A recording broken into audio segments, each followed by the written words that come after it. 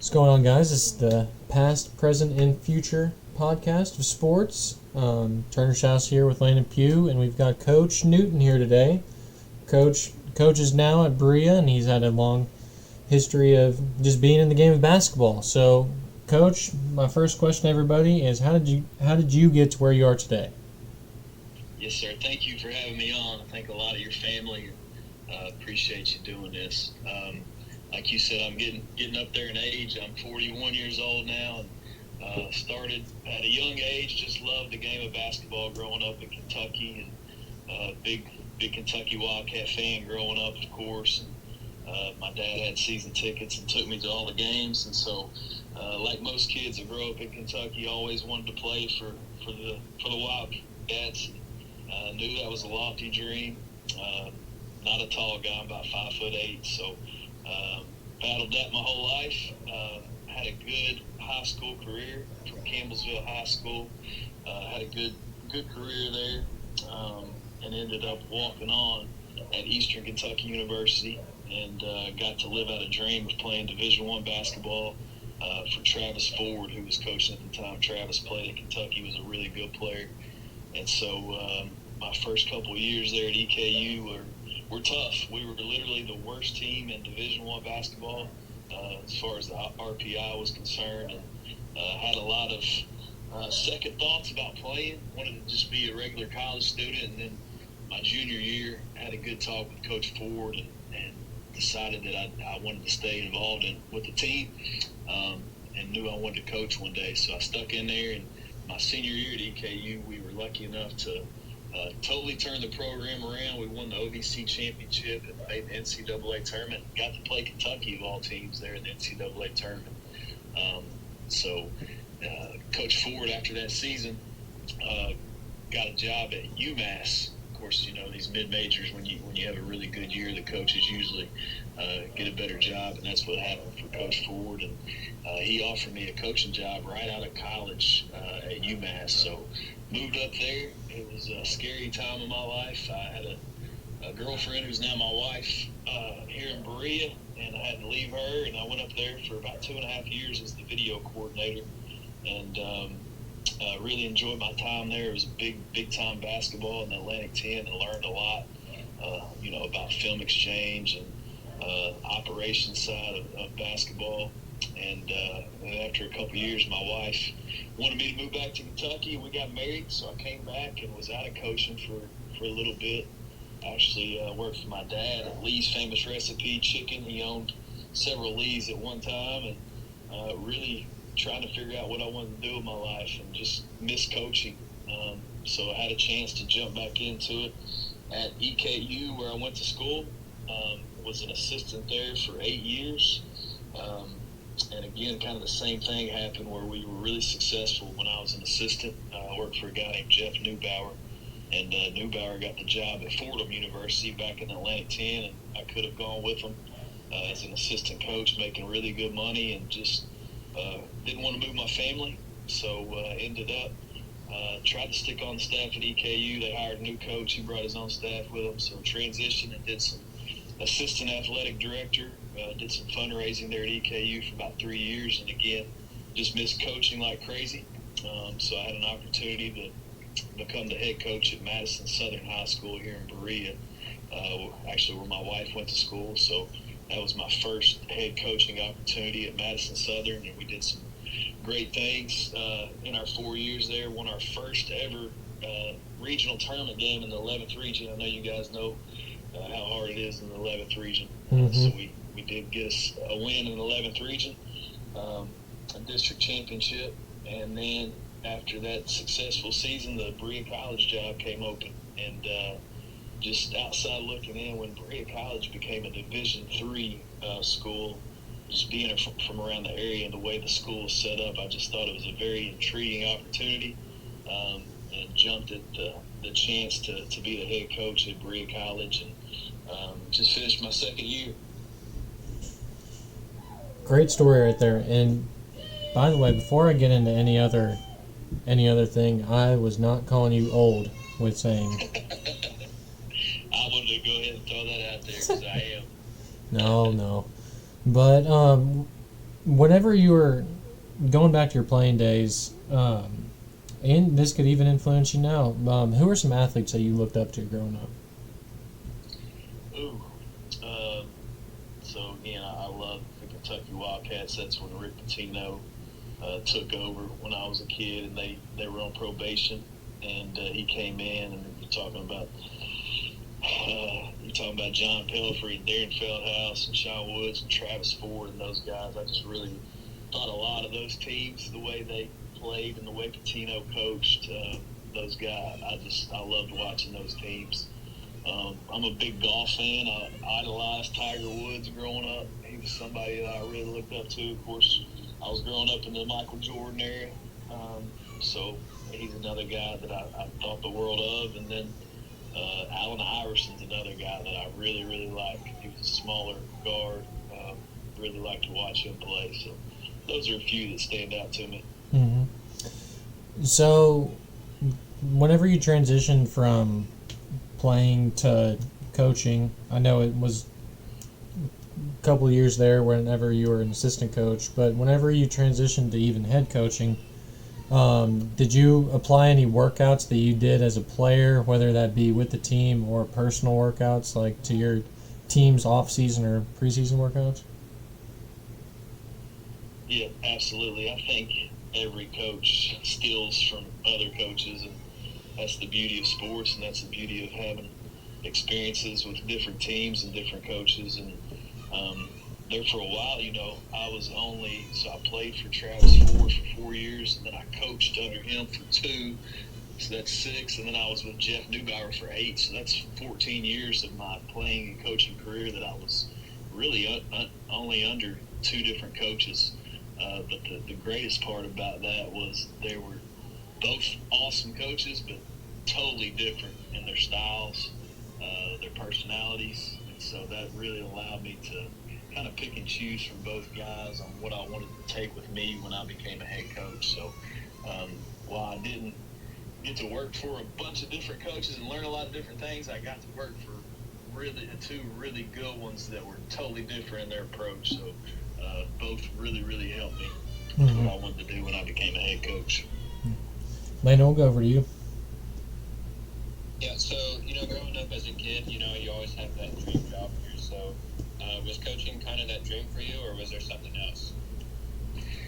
You know what? I really didn't know that I wanted to coach until I was in college. So growing up, I always dreamed of playing in the NBA like everybody else. I was a really good baseball player and golfer at the time when I was growing up. I actually grew up with a guy named J.B. Holmes that played on the PGA Tour for many years. We played a lot of golf together, and not saying that I was as good as him, but I was close. So I had a lot of aspirations of playing a sport professionally.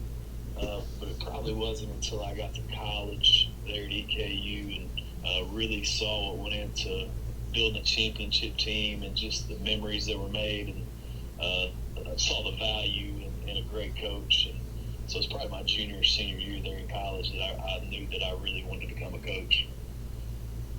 And you, speaking of being a coach now in Korea, you found a lot of success in your first season there. So what was it like winning Coach of the Year, being in your first season at Korea? It was really cool. So I inherited a team that really bought into what we were trying to do, and a new system and a new culture. And I didn't get that job until really late. So I think I was hired in September, middle of September. Of course, the season starts October 15th. So I only had about a month to really try to get to know my guys. And then, of course, you guys know at the D3 level, you really can't get started with anything until October 15th. So for me to get hired that late, for us to have the season that we did, and for me to win Coach of the Year, it just goes to my players, just buying into what we were wanting to do. And, the longer that I'm at Berea College, I tell everybody this, my wife's from Berea, and I've lived here for a long time, but I never really understood the mission of the college and how a student got admitted until I took the job. And so for those that don't know, in order to get into Berea College, you got to have really good grades, but you also have to come from a financial means. So basically, your family could not afford to go to college anywhere else. Like, you couldn't pay for college. So everybody goes to school for free, but you have to fit those two criteria in order to get into school. And so when you think about that from a coaching standpoint, I get to coach guys that are really smart, that come from not a lot of money. So they're very appreciative of everything that you do for them, and they're just a joy to coach, and they work hard. And so it's just it was really refreshing to come into that type of situation there in year one. Yeah, and a lot of people say the easiest way to win the postseason is to play through home, and you brought Berea's first ever postseason game hosting since becoming a Division III team. So, what was that experience like? Not as only as a coach, but for your players. Yeah, it was really cool. And so, for whatever reason, that particular year, we played better on the road. We won a lot of road games, and so while it was so cool to host that first round, we were really winning on the road. So we kind of had mixed emotions about it. We were ready to go on the road and try to find a win, and then we got that home game, and it was really exciting for our campus. And played Piedmont the first round there in the conference tournament. We were up 16 in the second half, and they ended up coming back, and I think it went to double overtime, so we lost in double overtime. But just being able to do that in the first year, just to kind of revitalize the program and get the community excited again, was really special for us. Yeah, and transitioning from high school to college at the D3 level is a big transition. So could you kind of go into detail about how that transition was and what it was like? Yeah, you're right. It is a huge transition to go from high school to college. I think having a playing career in college and coaching in college definitely helped me, and I knew what to expect. The whole Division III experience is just a little bit different, as far as not being able to do workouts in the summer and only having a certain period of time there to really implement your system and to see the guys on the court. That was probably the hardest adjustment for me. But as far as the college game, I played it and I coached it, so I was pretty comfortable getting back in. It's just the whole Division III experience, which I've grown to love and I've grown to appreciate. Letting like all my players are home right now for the summer and they're working jobs and they're with their family. And the older I get, again, I'm 41. I hate to keep going back to how old I am on this podcast tonight, but the older I get, the more I appreciate time with my family. And the way the Division I works now with the portal and the NIL stuff, like, I'm just very grateful to be at Division III where you don't have to deal with a lot of that. Your guys are home, and I get to have some time with my family. So I think the biggest transition for me probably was just not getting to see my guys as often with workouts and trying to implement a system being brand new. But the longer I'm in it, the more I appreciate it. Or no, I'll turn it back to you. So, you mentioned it a little bit before, but talk to us more about... Turner, you there? Yes, can you... All right, he's not there. But My fault. I was muted. I accidentally muted myself. So I was gonna say that you talked about a little, Coach, earlier, but go into more detail about your March Madness experience. Yeah, so I actually had two March Madness experiences, and I say this all the time, and my wife doesn't appreciate it, but other than knowing Jesus Christ and being baptized and the birth of my kids, I'd say going to the NCAA tournament's a top 3 moment in my life. It was just really cool to be at EKU as a senior, to take a program, and I'm not saying I took it myself. We had a really good team, but to go from not being good to NCAA tournament game against Kentucky, who you grew up idolizing, and we actually cut the game to 3 points with about 3 minutes left in the game, and played in front of about 60,000 people up in Indianapolis, and it was the experience. Like, I still get chills when I talk about it and I think about it. from getting a police escort to the games to they just treat you like kings when you make the NCAA tournament. And it's just it's the mecca of college basketball. So got to experience that my senior year, and then as a coach at EKU in 2014, we made the tournament again and got to play Kansas in the first round. We were a 15 seed. They were a 2 seed, and I actually had the scouting report for that game, which was really cool. So got to sit in the first seat, gave a scouting report. Kansas had Wiggins and Joel Embiid and those guys. Again, played them really. It was tied at half, and just a really close game out in St. Louis. Again, just making that NCAA tournament and being a part of that event is like nothing else in sports. Mm-hmm. So what was your, and you can say like even the first time as a player, but would that be your first like eye-opening experience like with just basketball in general, or what was like one of your first like big like moments that like, hey, this is different from what a lot of people experience? Yeah, so that came early in my freshman year.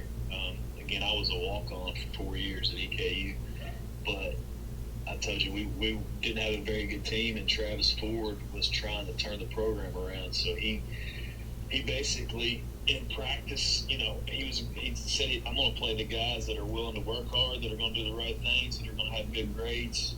And so we were so bad. I tell the story all the time, but we were so bad my freshman year that the day of games we would play 5-on-5 and shoot around. And whoever won the 5-on-5 game got to start that night. That's how bad we were. And so I started about 8 games my freshman year as a walk-on.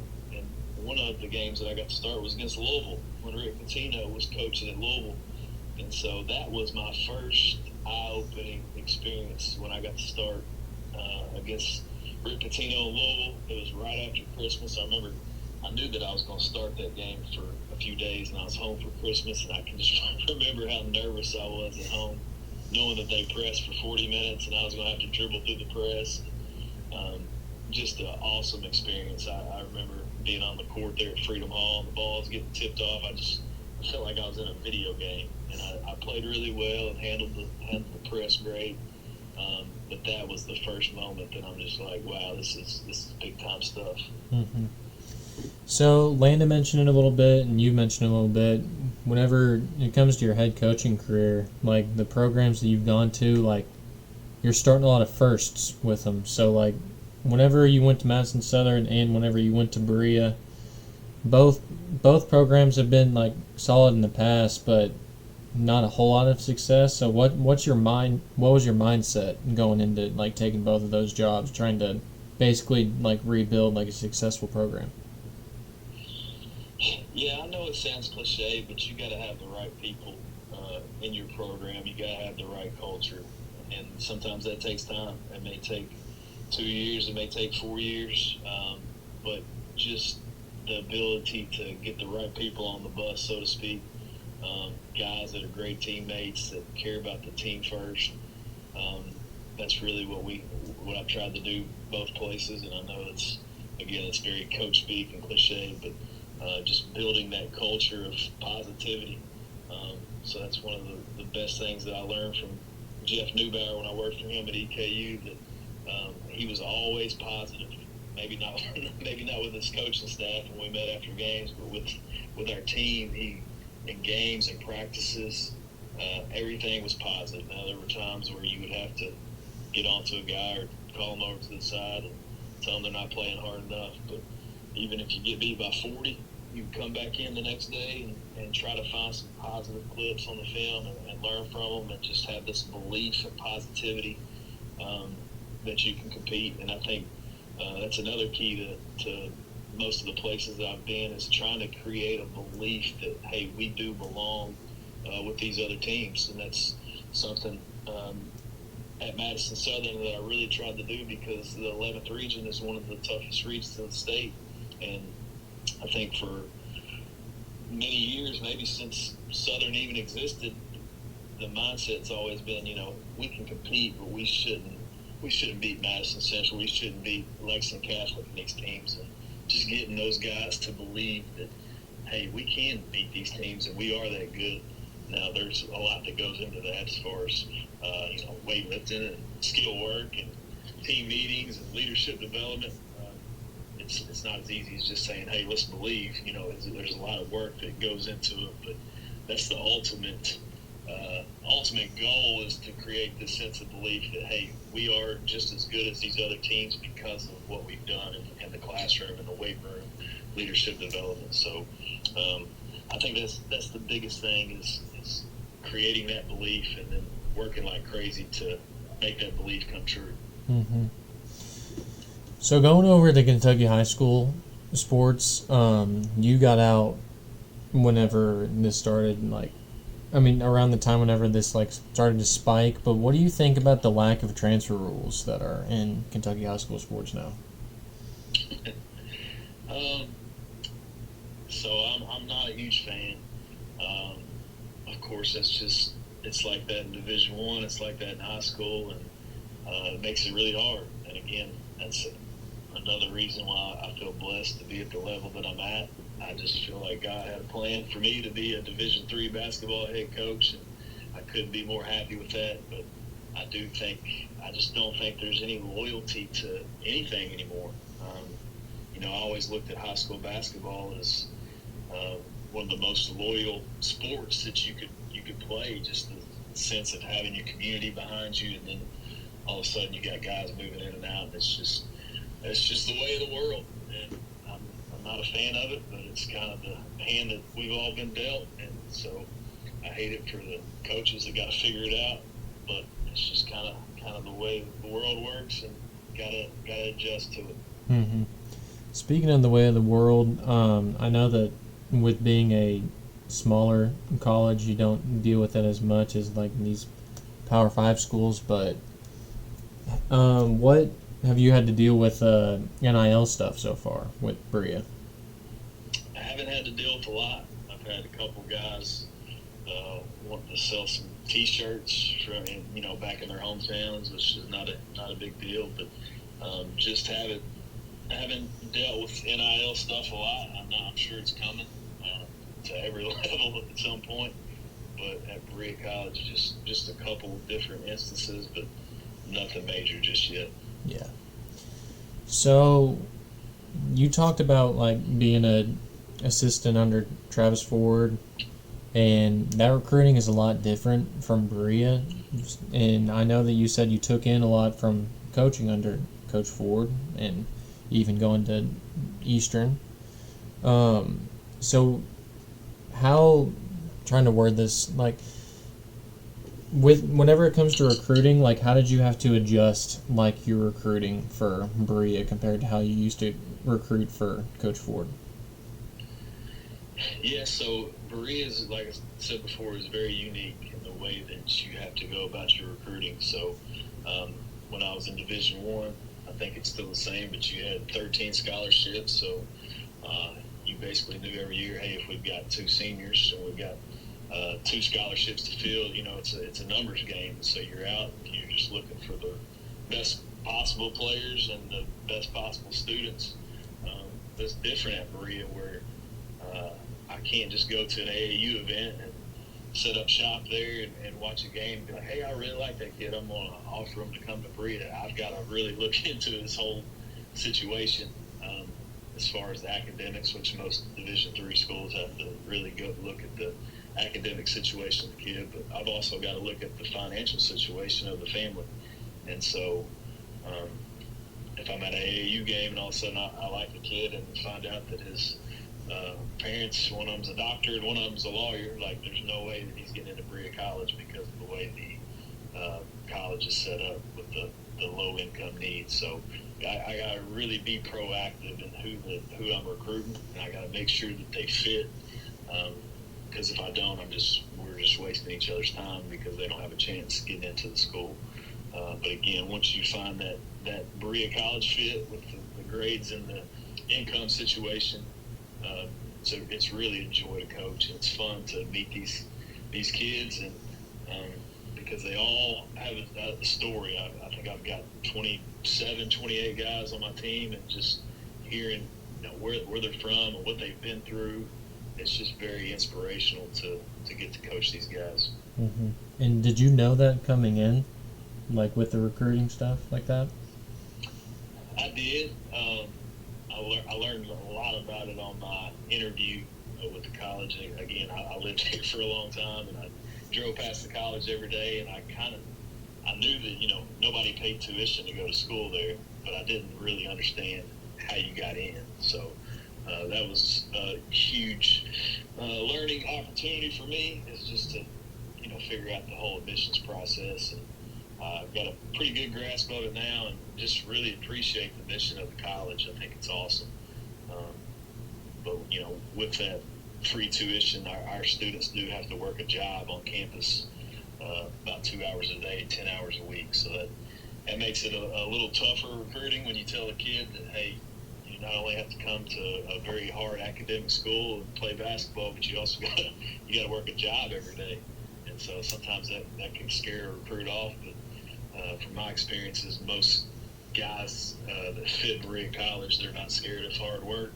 They're used to it, and they actually appreciate their jobs on campus. So it's been really cool to watch. Mm-hmm. Landon, we'll go back to you. Yeah, just kind of continuing on the NIL and administration. You there? Can you hear me? Yeah, you cut out for a second there. Just being at the D3 level, what does the transfer portal look like? Whether it's someone on your end who sticks out to a division higher than Berea, or someone at the NAI or triple level sticking out to you. How do you guys go about losing people and then also trying to gain people? Yeah, so again, it's kind of like the NIL situation. I don't think we've had anybody hit the portal. Now, I go on there occasionally to check it out to see who's in there from around our conference and all that good, or Division III. But again, the way our school is so unique, we're not huge on taking transfers at Berea College. When you go through the admissions process, they want to make sure that they're getting the right student, the right fit that's going to take advantage of a free tuition opportunity for 4 years. They really don't want a kid coming for 2 years. They want you for 4 just because of the way the school's set up. So we haven't taken, in my 2 years, we haven't taken any transfers, and we've not had anybody hit the portal. But with that being said, when I do talk to recruits that I think that, maybe above our level, I think I've got a kid that can play Division I or Division II. Like, I'm open and honest with them and saying, hey, if you have a really good year at Berea College and you want to test the water, like, I'll do everything that I can to help you reach your goals of whatever you want to do. And that may sound crazy to me as a coach, but I honestly mean that. But I do think that once guys get to Berea College and, they're getting that free tuition and they understand they're not going to have any debt when they graduate college, they're kind of scared to leave, and because just because you get the portal doesn't mean that things are going to work out. So just haven't had a lot of experience either way with the portal just yet, but I'm sure that it'll come at some point. Yeah. And you spent some time at KU to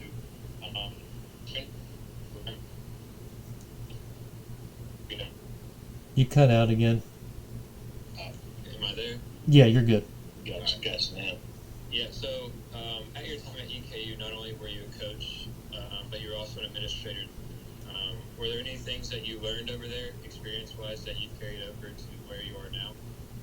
Absolutely. I was the assistant athletic director of development for 3 years, basically meaning I was in charge of fundraising for EKU athletics. And so that taught me a lot about raising money, which is very important to any level of basketball or any sport.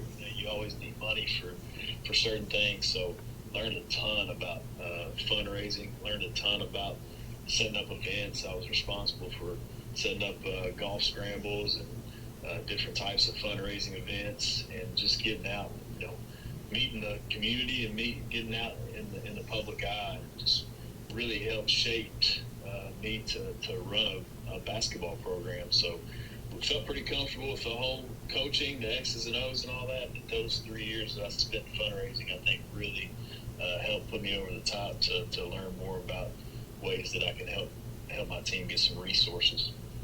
Yeah, and you mentioned community there, and that was something I wanted to cover. What does it mean for you to be involved in the community that you're at, whether it's high school or college? It means everything. I came from a small town in Campbellsville, and again, my wife's here from Berea. And my kids go to school here, and we want to be here for forever.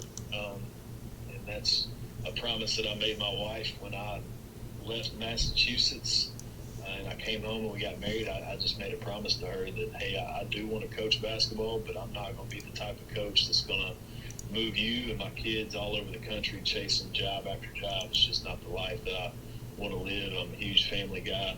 And so Madison County is very important to me, and I love living here and going to be here for a long time. So just making sure that I'm representing myself and my family the right way here in Madison County, and getting out and serving our community is very important to me and our team, and we try to give out as much as possible. But I think it's probably the most important thing that we can do as an organization or as a team is to serve our community, and I hope that we can continue to do that. Yeah, and one thing I read up on was the Madison County Special Olympics that you guys did, and it ended up being featured on SportsCenter with Scott Van Pelt. Can you talk about that experience and what that was all about? Yeah, that was a really special and cool night. So I was coaching at Madison Southern. We were playing Tates Creek, and the local chapter of the Madison County Special Olympics came, and they were going to play a scrimmage at halftime. And we had set it up with our pet club that we were going to do a Sports Center theme that night. So we had a Sports Center desk, and the whole student section were they were dressed as Sports Center anchors. And at halftime of the game, I took my team to the locker room, and I told them, hey, we're going to talk for about 2 minutes. And then the best thing we can do is, instead of sitting in here for 10 minutes, is to go out there and support the Special Olympics. So we left the locker room and we went out and we stood up on the bench and we cheered for the Special Olympics. And that night they put on an absolute show. I mean, they were making shots. Had one guy named Crossover Chris that was getting to the bucket, and the fans were going wild.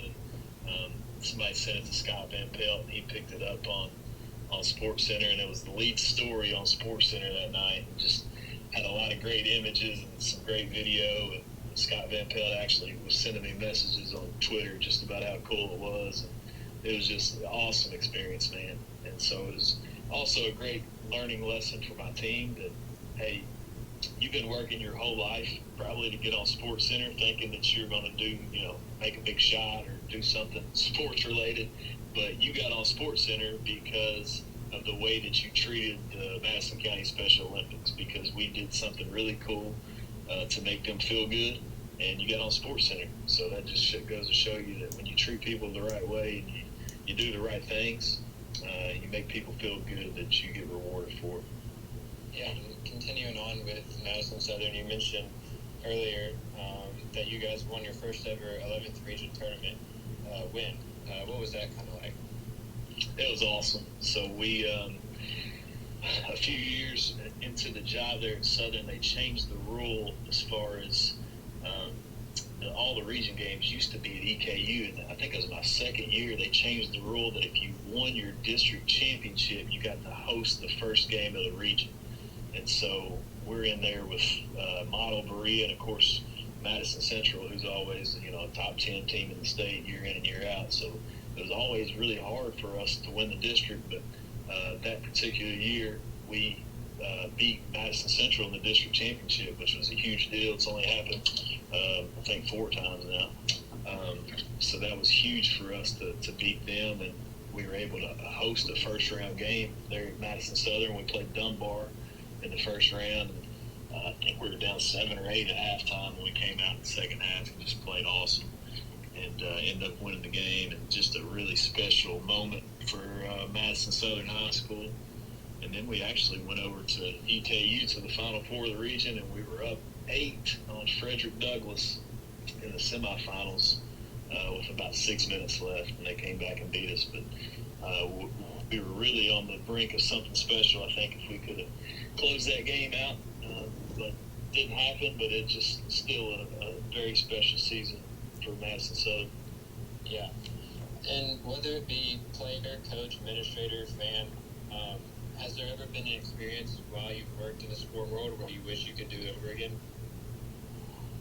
That's a great question. So the NCAA tournament, again, I go back to that, being able to play in it was cool, but I think coaching in that NCAA tournament game was kind of the pinnacle of, being the guy that had the scout report. I think I'd love to have that moment again. I'm trying to think what else.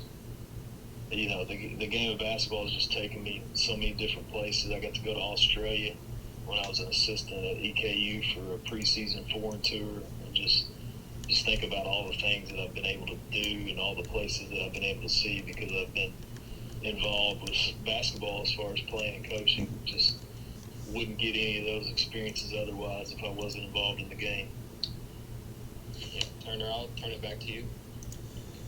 So, Coach, do you watch a good amount of basketball, I'm guessing? I do. Yeah. So who are some of your favorite current players to watch? It could be pros, it could be college, it could be just anything.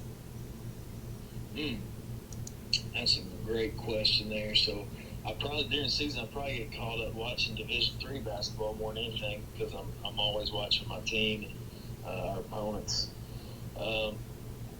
Reed Shepherd's always been I've always been a fan of Reed.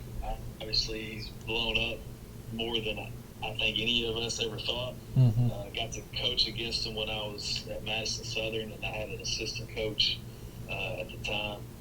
We would play him, and I would get on my team, how can we not guard him?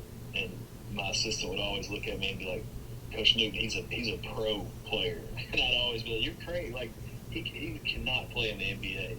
And sure enough, was he the third pick? But Reed Shepherd, made every right play. It was just amazing to watch as far as if he got double teamed, he was always going to make the right pass out of the trap. And if he was not open, he wasn't going to shoot it. He was that good that it just seemed like he made every right play. So I really enjoyed watching him play. I love to watch the guy from Tennessee, Dalton Connect. I really like to watch his game. Just how skilled he was. I think he's going to be a really good pro player. Whenever I flip on games from last year, it seemed like I always enjoyed watching his game a lot. Professionally, I can't say that I'm a LeBron guy. My team's going to kill me if they hear this. I'm not a huge LeBron guy, but I do think he's a lot like Reed Shepherd, that he tries to make the right play time in and time out. I'm trying to think who else. Who you guys like? I like the two college guys you just said. They were my two favorites this year. I think that I really liked Connect, and I really liked Reed.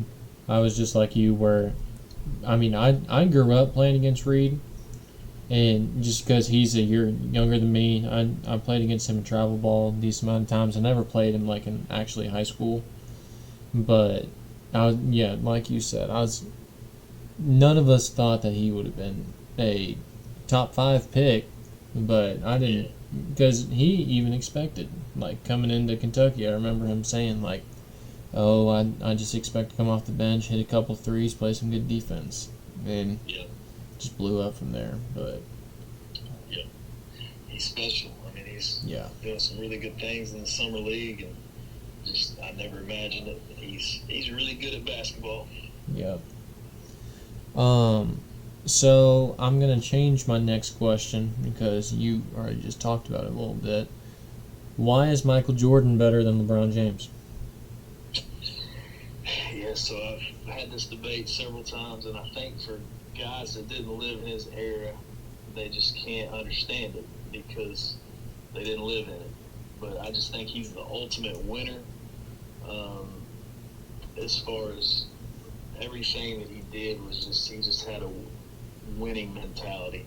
And so I know that's a very easy answer, but I think LeBron James, after he broke the scoring record, he was out the next day because of ankle fatigue or something like that. I can't remember exactly what the terminology used was, but I never seen Jordan sitting out a game. So I just think his overall mentality of just wanting to win.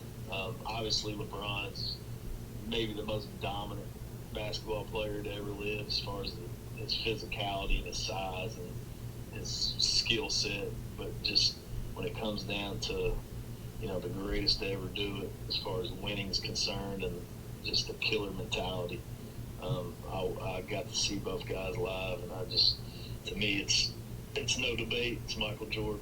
Mm-hmm. So this is a basketball thinking question here.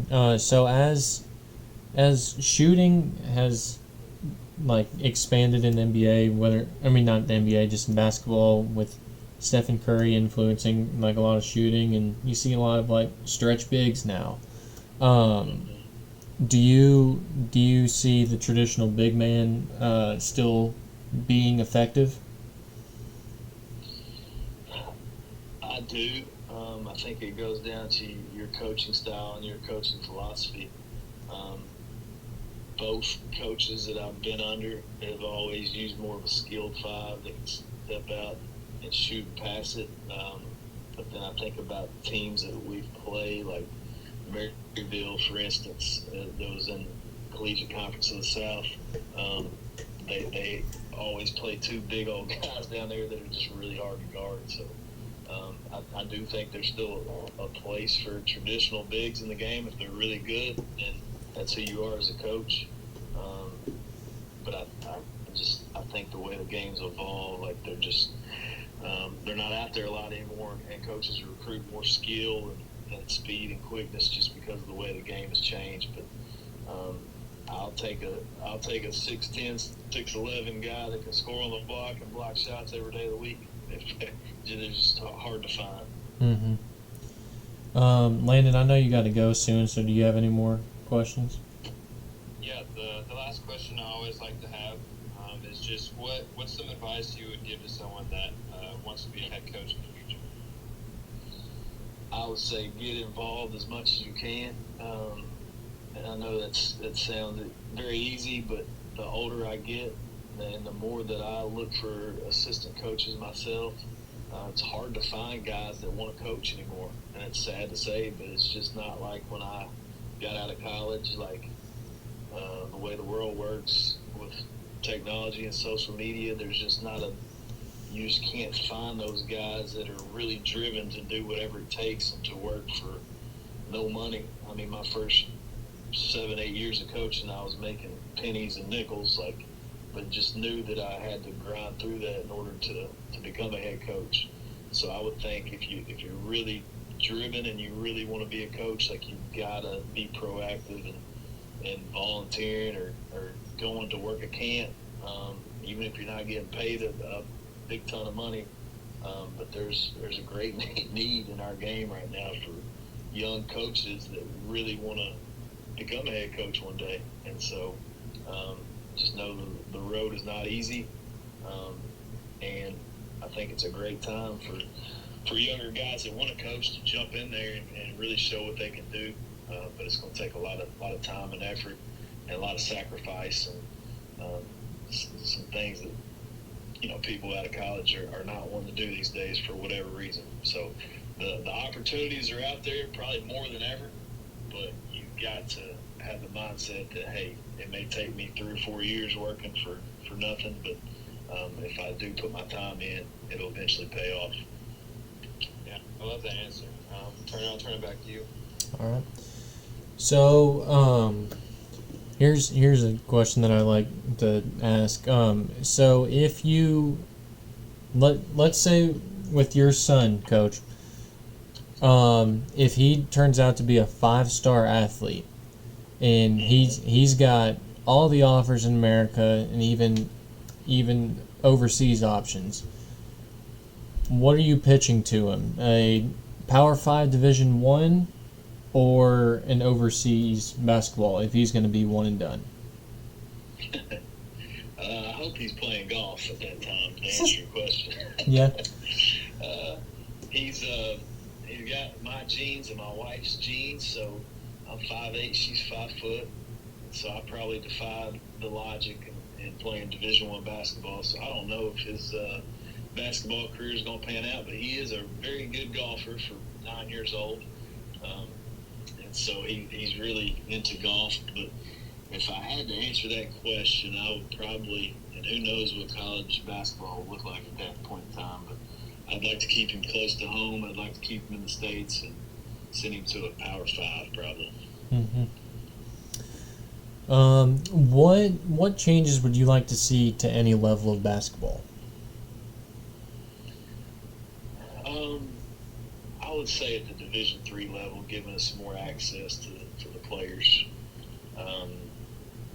As I said earlier, I do enjoy the downtime and them going home and during the summertime. But I'd also like when school starts back, they did allow us 9 extra days last season, which really helped. But as you know, like October 15th hits, and then you're scrimmaging, you're playing exhibition games like 2 weeks later. So just having a little more time, a little more access to our players. We're not even supposed to talk basketball before October 15th or outside our playing period, and so just that would be my biggest one. As much as I enjoy it, the older I get, having time away from those guys, the ability to talk to them if I wanted to, or to go in there and rebound for a guy or work them out like after a class, like I would love to have the ability to do that. All right. So we had Coach Kelly Wells on a week or two ago, and we had him ask a question, and so my last main question is his, where he said, what do you feel that has been the most impactful thing that you have been able to experience and then were able to give it to the next generation? You're asking me that, or you want me to come up with a question? Oh, I was asking you that. You're asking me that? Yes, sir. Say it one more time. So what do you feel has been the most impactful thing? That can be a trait or just like maybe work ethic, for example. That something that you've been able to experience throughout your coaching career and you've been able to pour back into the next generation. I would go back to the belief that no matter how tall you are, or no matter where you come from in life, no matter how big of high school that you went to, none of those things really factor into how you can achieve your dreams and your goals. And so I say that because I'm 5'8", and I figured out a way to play Division I basketball. I told you I grew up with J.B. Holmes, who went on the PGA Tour to make over $30 million in his career. He grew up in Campbellsville, Kentucky, and played not the most fancy golf course in America. I just think that in life, whatever you aspire to do, that you can do it. There's always a way to get it done. And so I'm trying to teach that to my son right now. I told you he's playing a lot of golf. He's 9 years old, and we've traveled all over the world here over the last couple of months playing in different golf tournaments with kids from all over the world, and he's hung right in there with them. And I think the lesson from father to son is, hey, I know we live in Berea, Kentucky, but we're going to Pinehurst, North Carolina, and even though this kid's the number 1 rated guy from overseas, like, you can still compete with him and you can still beat him. And so I'm always a believer in that. And again, it doesn't come easy. It's not like you can just speak it into existence, but with hard work and dedication and a daily grind to make those dreams a reality, I always think there's a way to achieve whatever you set out to do. Mm-hmm. So here's the challenging part. What is one question that you have for our next guest? Ooh, one question for your next guest. As it's going to be another coach? Most likely. Most likely. All right. I would say, so my first season at Berea College was very successful. And then last season, we had it rolling and lost our last 6 games of the regular season and kind of just faltered down the stretch. And it was the first time in a long time, probably in 20 years, that I was just clueless as far as how to get my team back. I didn't know if I needed to practice more. I didn't know if we needed to have more team meetings. I just didn't know what to do. And so I guess my question would be, when a coach goes through those hard times, what's the best answer to try to get their team back as far as just the positivity, the mentality of the team? How do you get them back? That's a powerful question right there, because we've definitely all been through it before. Absolutely. Yeah. And it's a helpless feeling, and again, like, it just comes out of nowhere, and you feel like you got it going, and then all of a sudden you don't. And just trying to, sometimes as a head coach, it's a very lonely feeling when you're trying everything possible to get it back. Right. Well, that does it for the episode, Coach. We appreciate you hopping on. It was definitely another great episode, and hopefully we gave you some good questions to think about. You guys were great. Thank you so much for having me on, and I appreciate you doing this. It's really cool. Oh, of course. Of course. Hopefully you can put a good word in for us, and we can get some good contacts. I'd love to help you guys out. You just let me know. I got you. Appreciate it. All right, Coach. We'll let you go. All right. Thank you guys so much. Have a good night. Yes, sir. You too. All right. All right. See you. All right. That does it for the episode, guys. Like, comment, subscribe, and I'll see you all next time.